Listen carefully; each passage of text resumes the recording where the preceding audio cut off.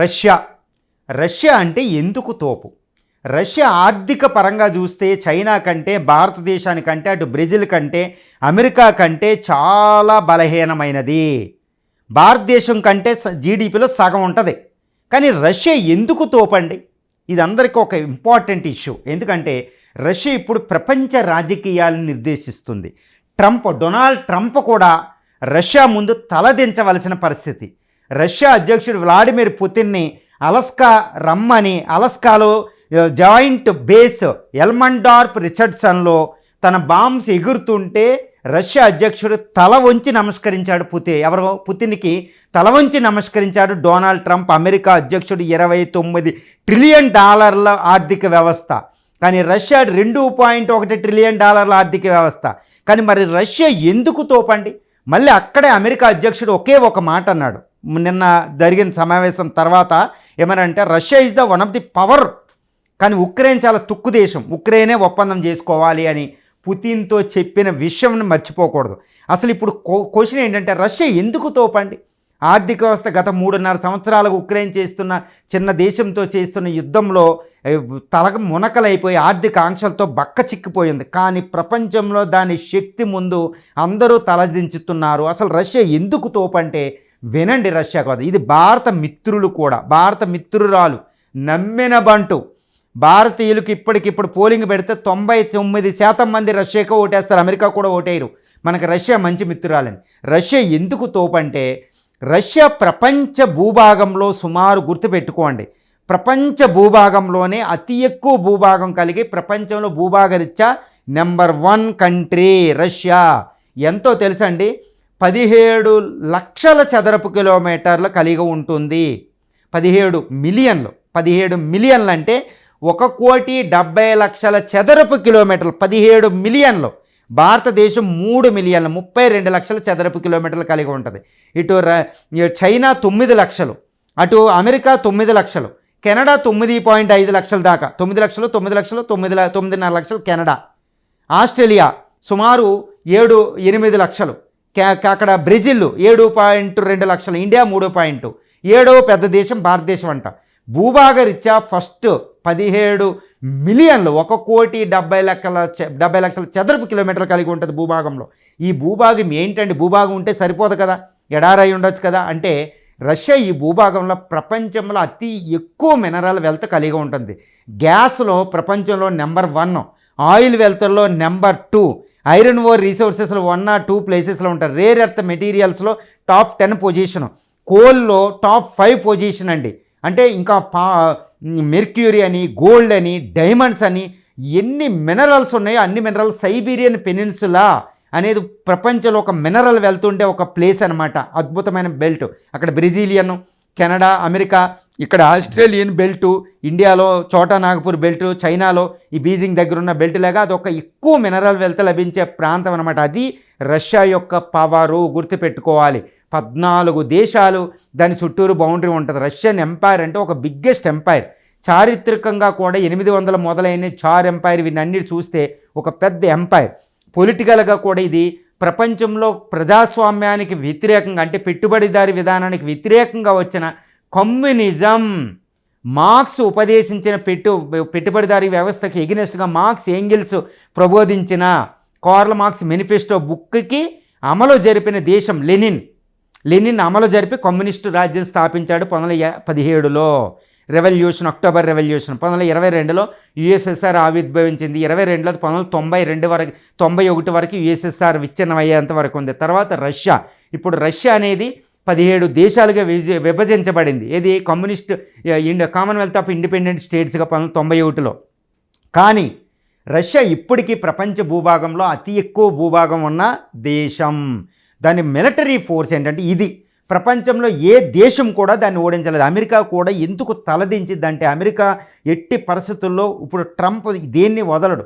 ఈ ట్రంపే పుతిన్ నువ్వు 3వ ప్రపంచ యుద్ధం అంటే నేను 3వ ప్రపంచ యుద్ధం, నువ్వు వస్తే నేను వస్తాను, నువ్వు న్యూక్లియర్ మిసైల్స్ 2 పంపిస్తాను మీ టెరిటరీ దగ్గర. కానీ పుతిన్ ట్రంప్ బెదిరించి 10 రోజుల డెడ్ లైన్, 50 రోజుల డెడ్ లైన్ విధించి ఆర్థిక ఆంక్షలు విధించిన చివరికి పుతిన్కి తల వంచి అలస్కా రాబాబు మన ఇద్దరం డిస్కస్ చేసుకుందాం అన్నాడు. ఎందుకు? Putin military force, Russian military force ముందు అమెరికా కుదరది. కనిపిస్తున్న మిసైల్ పేరే RS-24 సాతాన్ మిసైల్ అండి. ఇది ప్రపంచంలో ఫ్రాన్స్ లాంటి 6 లక్షల చదరపు కిలోమీటర్ల భూభాగాన్ని అసలు కంటికి కనిపించకుండా భూమండలం నుంచే తుడిచిపెట్టేస్తా, అంత శక్తివంతమైన ఒకటే ఒక మిసైల్. తర్వాత రెండోది ఏంటంటే న్యూక్లియర్ వార్ హెడ్స్లో దాని దగ్గర సుమారు 6000 న్యూక్లియర్ వెపన్స్ ఉన్నాయి, include Tsar bomb, hydrogen bombs, neutron bombs. ఈ ఫోర్స్ ముందు ఏ ప్రపంచాన్ని 100 సార్లు బస్సింబట్టలు చేద్ది, ఏ దేశమైనా దాంతో పెట్టుకుంటుందండి.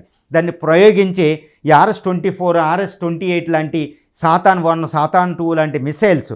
తర్వాత బుల్గరాడో అనే న్యూక్లియర్ సబ్మెరైన్ ప్రపంచంలో అతి డేంజరస్ సబ్మెరైన్. అందులో ఉపయోగించే పోసిడియాన్ అనే టార్పిడో ఒక న్యూక్లియర్ సునామీని క్రియేట్ చేస్తారనమాట. భూమి మీద 100 అడుగులు ఎత్తు, అంటే ఒక సిటీ కిల్లర్ అంటారనమాట. ఆ సిటీ కిల్లర్ ఇంకా లండన్ని సునామీ తెప్పిస్తుంది. అటువంటి న్యూక్లియర్ టార్పిడోస్, న్యూక్లియర్ సబ్మెరైన్స్ ఉన్నాయి.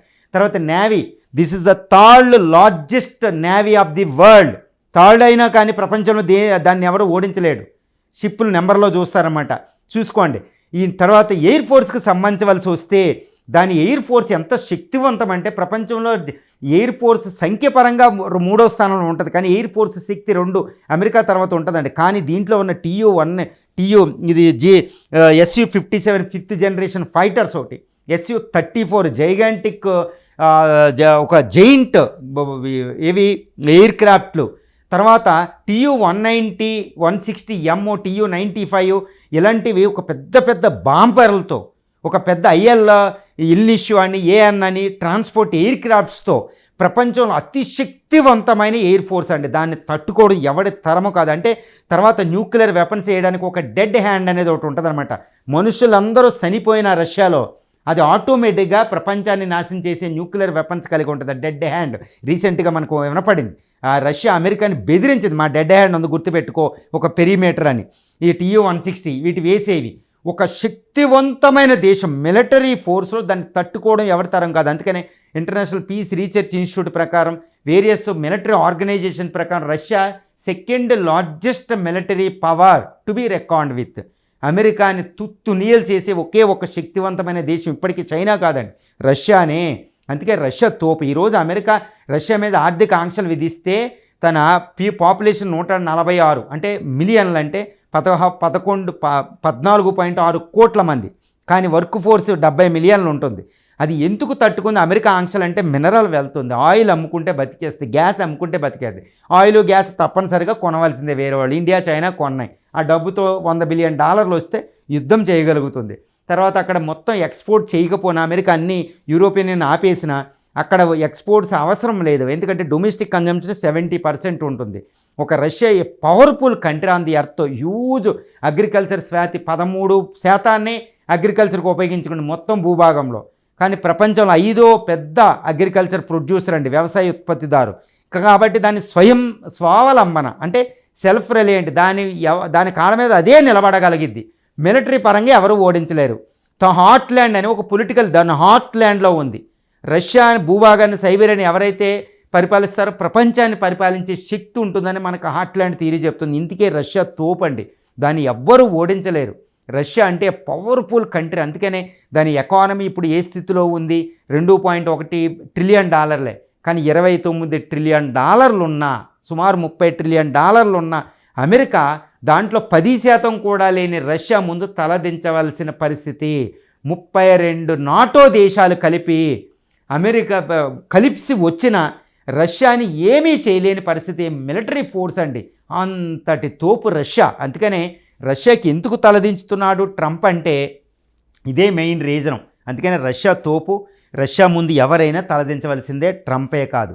రష్యా ఈజ్ రష్యా అండి. దాని పవర్ఫుల్ ఎంత అంటే చాలా పవర్ఫుల్. ఇటువంటి రష్యా కొన్ని అతిపెద్ద సమస్య ఏంటంటే జనాభా తగ్గుతుంది, జనాభా డిక్లైన్ అవుతుంది. అదే రష్యా అంతమైపోద్ది అనమాట జనాభా తగ్గితే. ఇప్పుడు జనాభాని పెంచుకోవడమే రష్యా ముందు అతిపెద్ద సవాలు. ఉక్రెయిన్ వారు కాదు, అమెరికా కాదు, నాటో దేశాలు కాదు. రష్యా బలహీనతే జనాభా తగ్గిపోవడం. ఆ జనాభా పెంచుకోవడానికే లెనిన్ ప్రోగ్రామ్ అని ఒకటి పెట్టి జననాలను పెంచుకుంటూ లెనిన్ ప్రైజ్ అనేవి ఇస్తూ రష్యా ముందుకెళ్తుందనమాట. ఏదేమైనప్పటికీ రష్యా అనేది ఇండియాకి ఒక బిగ్గెస్ట్ ఫ్రెండ్ అండి. దీనికి మించిన ఫ్రెండ్, ఇండియాకి మించిన, రష్యాకి మించిన ఫ్రెండ్ ఇంకోటి లేదు. రష్యా ఇండియాలో ఫ్రెండ్షిప్పే గౌరవంగా చెప్పుకుంటారు. అందుకనే ట్రంప్ ముందు ఇండియా మీద నువ్వు ఆంక్షలు విధిస్తే కుదరదని అక్కడ పుతిన్ను కరాఖండిగా చెప్పినట్టు కూడా మనకు తెలుస్తుంది. ఇండియా రష్యా అనేది ఈ ఫ్రెండ్షిప్ మధ్యలో ప్రపంచంలో ఎవ్వరూ అడ్డుకోలేరు. ఇప్పుడు ఇండియా కూడా అంత పవర్ఫుల్ నేషన్ అయిపోతుంది. Russia already power. బ్రిక్స్లో సభ్య దేశాలు, G20లో సభ్య దేశాలు, అదేవిధంగా ఇంకా షాంఘై కోఆపరేషన్ ఆర్గనైజేషన్లో ఉన్నాయి. ఇండియా రష్యాలు కోఆపరేషన్ చేసుకుంటే ఇటు చైనా కానీ అమెరికా కానీ ఎప్పుడు కూడా ఈ ఇండియా రష్యా మీద రాలేవు. రష్యాకి అమెరికా, చైనాలు కూడా శత్రువులు నాటో దేశాలలాగా. ఇండియాకి ఇటు అమెరికా, నాటో దేశాలు, ఇటు చైనా శత్రువులే. ఈ రెండింటి మధ్య ఫ్రెండ్షిప్ ఎందుకు ఉంటుందంటే ఈ రెండింటికి మ్యూచువల్లీ బెనిఫిషియల్ అన్నమాట. ఇద్దరికి ఇంపార్టెంట్. ఏమైనప్పటికీ మనం రష్యా మన ఫ్రెండ్గా ఉందంటే మనం we should be proud of this issue అండి. అదొకటి. రష్యా కూడా ఇండియాని అలా చూస్తుంది. రష్యన్ ఇండియన్ పాపులేషన్ మధ్య కూడా పీపుల్ టు పీపుల్ కాంటాక్ట్స్ ఉంటుంది. ఇది ఒక అద్భుతం, మహాద్భుతం అని చెప్పుకోవచ్చు. రష్యా తోపే. రష్యా ముందు అమెరికా కానీ, చైనా కానీ, నాటో దేశాలు పనిచేయవు.